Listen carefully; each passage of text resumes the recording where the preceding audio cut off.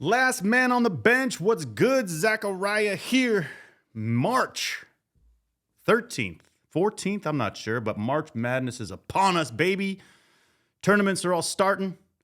Pac-12 tournament starts today. Hopefully my Arizona Wildcats will breeze through that. We got other stuff going on in college hoops as always. Dalton Connect. God, there's so many good players in this year's March Madness, but we'll save that for the tourney. First, I want to talk about a couple other things. Today, I want to talk about this disaster in Los Angeles with the Kobe Bryant statue. We'll get into that. I'm going to briefly talk about these finger and toes amputated, these amputations at the Chiefs game. I guess the result of the Chiefs game. The Chiefs played that -4-degree game, and there's like multiple digits being amputated in Kansas City. What else is going on? Aaron Rodgers could be vice president for RFK Jr. I'm not going to talk about that. I might. I just try not to get political. You know, no one wants to hear my political shit. Russell Wilson's going to the Steelers. That's my team. I don't think Russ has what it takes to hit it in Iron City, but we can briefly touch on that. But my main thing today is I want to talk about this Jake Paul versus Mike Tyson disaster, this sham of a fight that we're about to witness. Darryl Strawberry had a heart attack. I want to briefly touch on the 86 Mets because of today's embarrassing photo with a famous athlete, part 2. Today, I'm sharing my photo with Lenny Dykstra, nails. So we'll finish up with that. But first, let's get last man going with one of my original jams. Hit me. Check out felon. I'm taking this kombucha and this watermelon.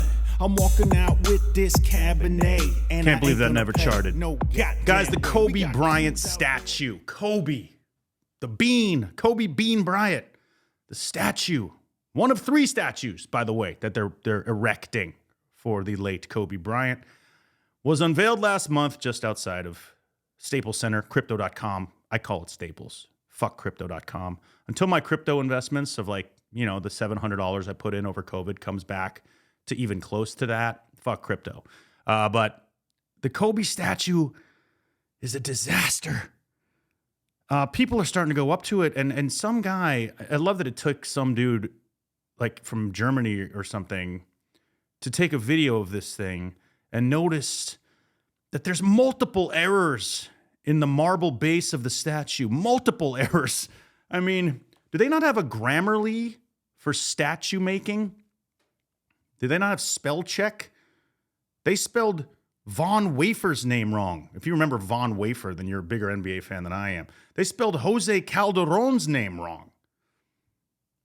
There's multiple misspellings, and it's all in the 81-point box score against the Raptors.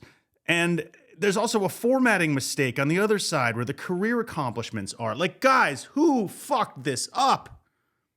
It's Kobe Bryant's statue. This dude has murals all over LA. You can't drive more than 4 miles in this town. Fuck it. More than 2 miles in this town without seeing a Kobe mural with his beautiful late daughter. You know, I mean, the Kobe murals, out of all the graffiti and all the shit that has been vandalized in this city, in Hollywood since COVID, since the streets were just unpatrolled and full of homeless people in my neighborhood, no one fucks with the Kobe Bryant murals. You don't fuck with the Kobe murals. That's just like a known rule in LA. Or the Nipsey Hussle murals. You don't fuck with those. The statue, on the other hand, I feel like someone fucked up. Some guy, some statue engraver, etcher, whatever the hell it is losing his job. There's 2 more Kobe statues coming. They're building 3 of these fuckers. Do you think this guy's getting the gig? I don't think so. They're going to the dude who built the Shaq statue, the Magic, the Kareem. Damn. Just embarrassing. Could you imagine if they had misspelled names and statistics on some of the founding fathers statues, like George Washington? Here's Abraham Lincoln.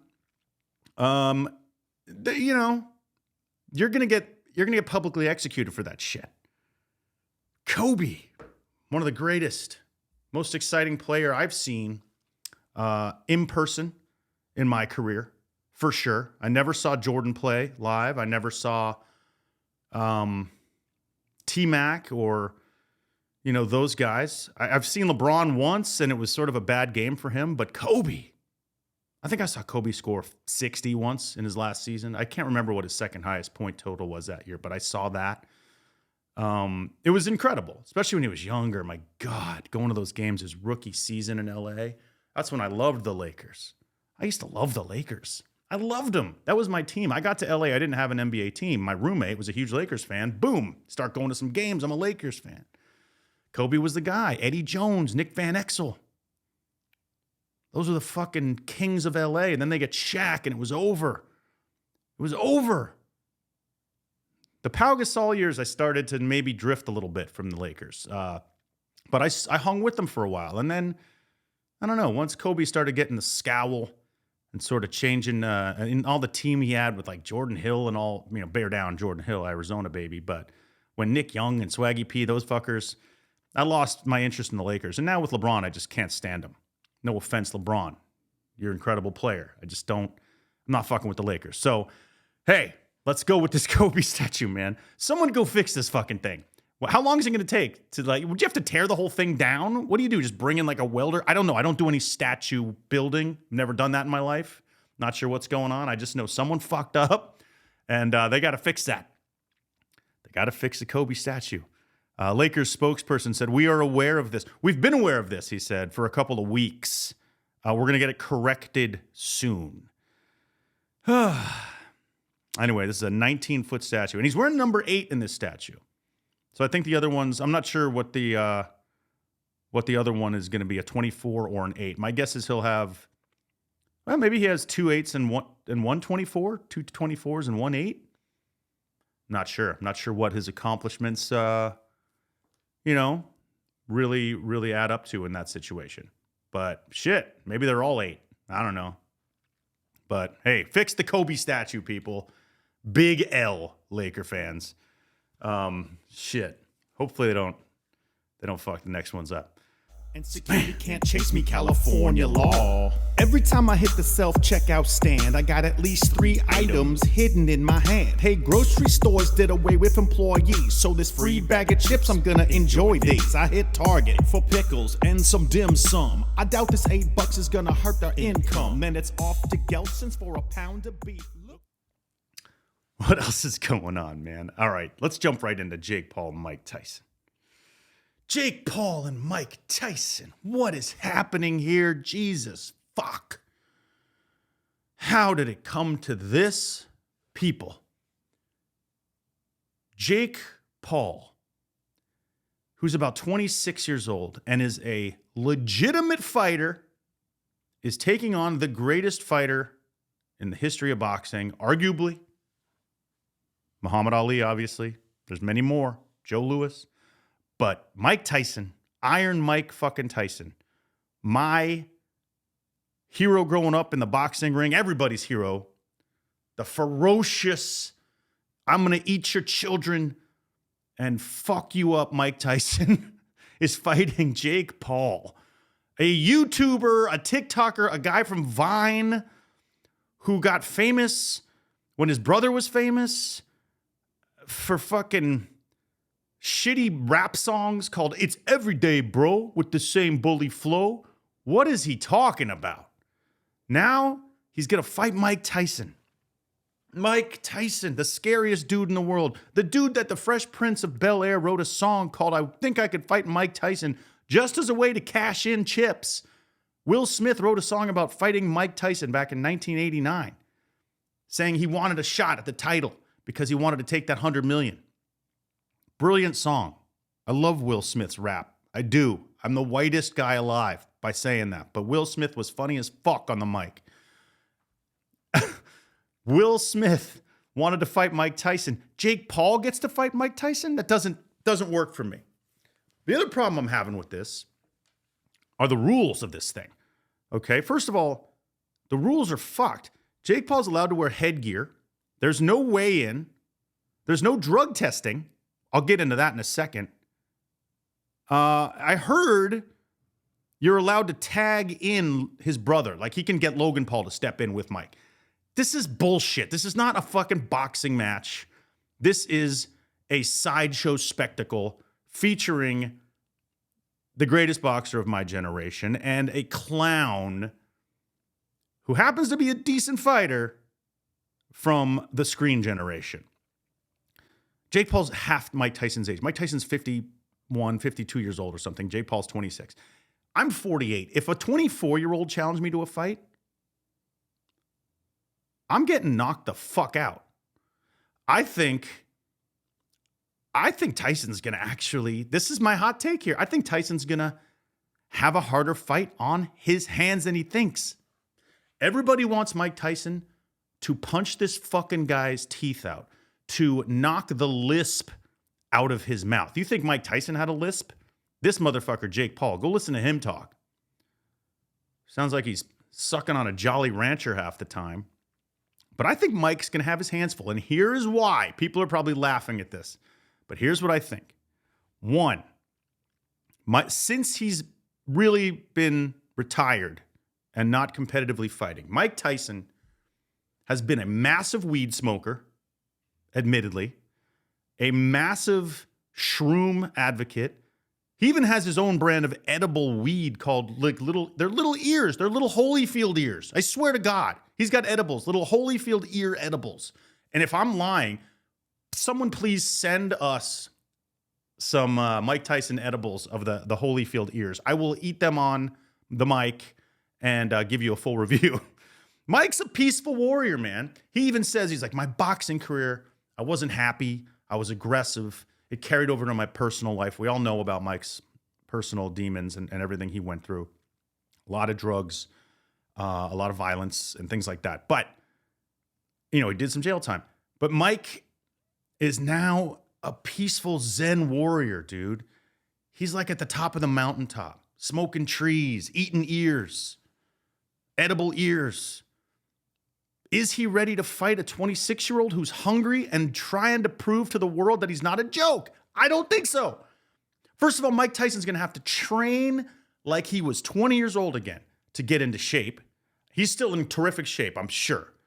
But does Tyson have what it takes to put in that work right now at age 51, 52 to go out and run 7-8 miles a morning, work out all afternoon, change the diet, quit smoking the trees, get in shape, get the cardio up, get the speed back? Does Mike have that in him at this age? I'm 48. I don't have that in me. I can barely play basketball 2 days a week now without icing my knees and complaining on the couch for about 4 days afterwards. And look, I'm no professional athlete, but Mike Tyson has endured abuse, has endured multiple hits to the head, drug addiction. He's all over the place. Does he have what it takes to get in shape for Jake Paul? I don't think so. I think Jake Paul is already training for this fucking thing. He's out there running 9 miles a day. He's on some bullshit protein shake that his brother probably promotes on his fucking Instagram. Jake Paul's ready. He's going to come ready. I know this fight is going to be weird. It's not going to be real with all these rules and the Netflix thing. This is a bag grab for both these dudes. This is $100 million each. But if Jake Paul shocks the world and beats Mike Tyson, we are fucked as a society. Then again, is boxing fixed? I don't know.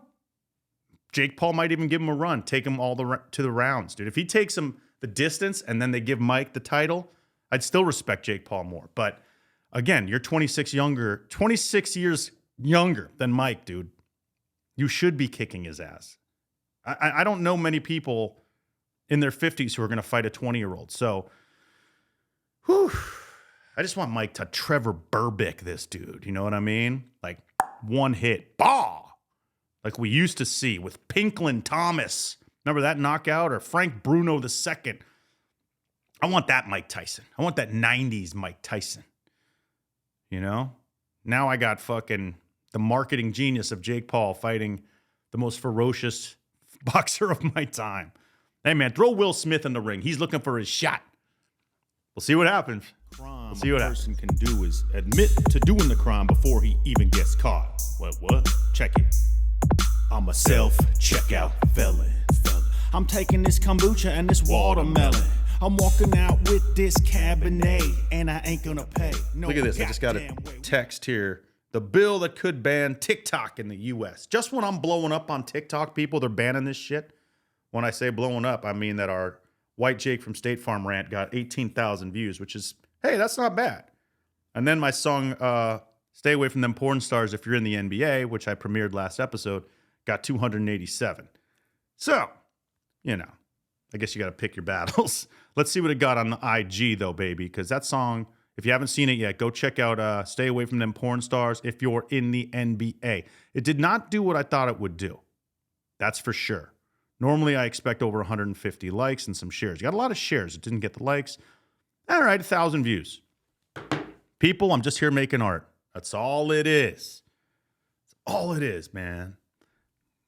TikTok getting banned. Son of a bitch. All right, moving on.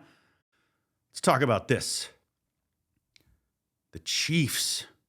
The Chiefs played against the Dolphins in January. It was a -4 degrees game. -27 degrees wind chill factor. That is some Antarctican-like shit. But fans wouldn't stay away. They even said, we advise you don't come to this game. If you do come, wear 19 layers of clothing. But of course, these hotshot football fans, they got to show, hey, I'm a diehard, man. I don't care if it's, Eskimo temperatures outside. I'm going out. Was that worth it, people? Because here's what's going on. The city of Kansas City has announced over 70 amputations from that game. Not like, maybe not 70 people, but like 2 fingers, 3 toes. These people are getting Deion Sanders out there because they fucking went to this game in the middle of hell winter because they couldn't say no to their beloved Chiefs. 70 digits, fingers and toes. Are you kidding me? I don't care if my favorite team is in the Super Bowl and I got 50-yard line tickets and a locker room pass. If it's -4 and a 27-degree wind chill factor, I am sitting on my fucking couch, drinking a beer, watching at home. I am not losing pinkies, toes, thumbs. 70 amputations, people. I'm wondering why it's coming out in March. That's the question. Like, this happened in January. My guess is that these people went to this game, went home, they're like, ugh, can't feel my fingers, tried to get it warm. When you notice your fingers are like dark purple or black and like on the verge of falling off, it might be time to question your decision making. It reminds me of that old SNL commercial with a nice girl. Too bad about her 6th finger. Introducing Finger Off. These poor guys, I don't understand. I mean, how far do you need to go? By the way, the coldest I go outside, maybe if it hits like 33 degrees. They're just above freezing. I'm not a cold temperature guy. I was up in Jackson Hole playing a gig recently. It was like 20-something. I was okay with that. I dressed for it, but I was barely okay with it. I was freezing. -4? That's like another planet. They say Mars is cold as hell, right? David Bowie. He's the scientist I listen to, so I believe him. That's like going to Mars and just saying, F it. Take a couple of digits off me. Go Chiefs. Mahomes. Go win another one. Jesus Christ. Oh, man. All right, what else we got here? My man, Darryl Strawberry. Strawman. The Straw. Darryl Strawberry and Dwight Gooden. Enough. We've heard the story 100 times, okay? I'm not going to go into every single detail about their legacy in New York, but these guys were the bad guys of baseball. And Strawberry has cleaned his act up. Strawberry has become a sober guy. He's saved a lot of lives. I think Barry Lyons, the former Mets catcher, who was saying he was drinking like a pint a morning just to get out of bed, multiple handles of liquor just to fucking get through the day, said that Darryl Strawberry sat him down and said, look, buddy, there's a way out of this now. Mr. Lyons is like sober, living free. Good for him. Thank you, Darryl. Darryl Strawberry to this day says he's doing more important work right now, saving lives on a sober level than he ever did with a baseball bat in his hand. I love that. I love that. As much as I'm a drunk, I love that. Darryl Strawberry was addicted to cocaine, alcohol, fucking crack. He was in crack, being lost in crack dens. I mean, I remember hearing stories like Darryl Strawberry has disappeared in downtown Los Angeles today. Latest rumors believe the 8-time All-Star was last seen entering a crack den over off Pico Boulevard. Told you I could have been an announcer. Darryl was that dude. L.A. born, king of New York, sweetest swing ever. Getting his jersey retired by the Mets, him and Doc, number 16 and number 18. No one should ever wear number 18 again but Darryl Strawberry. What are they going to do? Let fucking Starling Marte take number 18 on the Mets? No. Good move, Mets. Retire those two numbers. But this guy had a heart attack at age 62, and he's doing well, which is great. He posted a photo with his family. He's blessed, happy that the Lord let him get through another day and that they're going to make the proper, dietary changes, maybe put a stent in there. I don't know what they're doing, but he's alive. Thank God, because Darryl was the man. We've all seen the docs, the Doc and Darryl, all that stuff is great.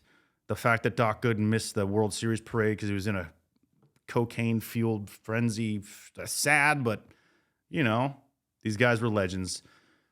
I refuse to let the Doc and Darryl myth die. It is the greatest team of the 80s, the 86 fucking Mets.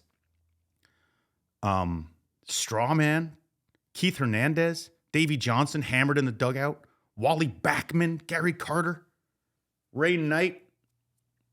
These guys were my heroes. Lenny Dykstra. Ooh, Lenny. I'm going to get to Lenny in a minute. I want you to check out a YouTube video called I'm Keith Hernandez. Now, years and years and years ago, I was hosting a TV show, short-lived TV show, shocker in my career, on the Versus Network called Fanarchy. Like anarchy, but for the fans. And it was basically around the horn, but with webcams for fans. And I was the host. I had an LA office. And I met a guy who's the director of I'm Keith Hernandez. I watched this short film. It's fucking unbelievable. If you're a baseball fan, you have to watch this thing. Just go Google it right now. The dude sent me a t-shirt, which I will wear on this show, of Keith Hernandez with this sick mustache and the Mets uniform from the movie. I wore it on the show. But check out I'm Keith Hernandez. Best unknown sports documentary ever made. Mark my words. Speaking of those 86 Mets, this is going to bring us to Zach's Embarrassing Photos with Athletes, Part 2. Let's get into this one. Meet the Mets. Meet the Mets. All right, take a look at this photo right here. Yes, sir. One of those men led the National League in hits twice in his career. Guess which one? I'll give you a hint. It wasn't me. My friends, that is the man the bad boy Mets were all about. Lenny Dykstra hanging out with me. Let me tell you the story of this photo. So my friend who's the producer of this show says to me, I want you to meet with Lenny, talk about creating something for him. So he gives me his number. I read Nails, Lenny's incredible autobiography. It's a good nightly read. I highly recommend it. Incredible stories. Next day, Lenny texts me. We meet up at Greenblatt's Deli for lunch. Greenblatt's Deli was one of the best delis in Los Angeles. I first went there in the early 90s when I visited LA with my parents when I was like 14. Just a great Jewish deli, fucking killer sandwiches. They had a wine bar, wine shop downstairs. It closed during COVID, whatever the case. This place was Lenny Dykstra's favorite spot. Lenny and I meet up there. He's a little late. He shows up a little late. I was there sitting around waiting for him. He shows up. First thing he tells me, he goes, sorry I'm late, man. I had to nail my Uber driver. I'm like, what? He's like, yeah, man, I just told her I wanted to have sex with her and we had sex. Some crazy story about how Lenny has sex with Uber drivers. And I was like, dear Lord. I laughed. I thought he was kidding. But we hung out. He had just gotten out of jail. No teeth. He's telling me all the stories. The De Niro cocaine story that's in his book. All the girls, all the baseball Annies in the 80s in New York, in the early 90s in Philly. He tells me that story of fucking John Kruk when Mitch Williams showed up on the Phillies and he said, look, I want your number 28. What can I give you for it? Thinking, a couple grand? It's a sacred number. And John Kruk says, I'll tell you what, give me $10 and 2 cases of beer. That's a baseball player. That's a fucking ball player. Mitch Williams says, done. Then they got hammered drinking the beer. And I love the 90s Phillies. They are the 80s Mets of the 90s. And the funny thing about that John Kruk story is like a week earlier, someone on the Blue Jays, I forget who it is, showed up, some flashier player, and was like, yo, I want 25 grand to trade numbers. Kruk's like, give me $10 and 2 cases of beer. Boom. That's a ball player. Dykstra's telling me all these stories. We chopped it up. We had 2 huge pastrami sandwiches. I think we had a couple of afternoon cocktails, if I'm not mistaken. Me and Mr. Lenny Dykstra. So Nails and I are sitting there, and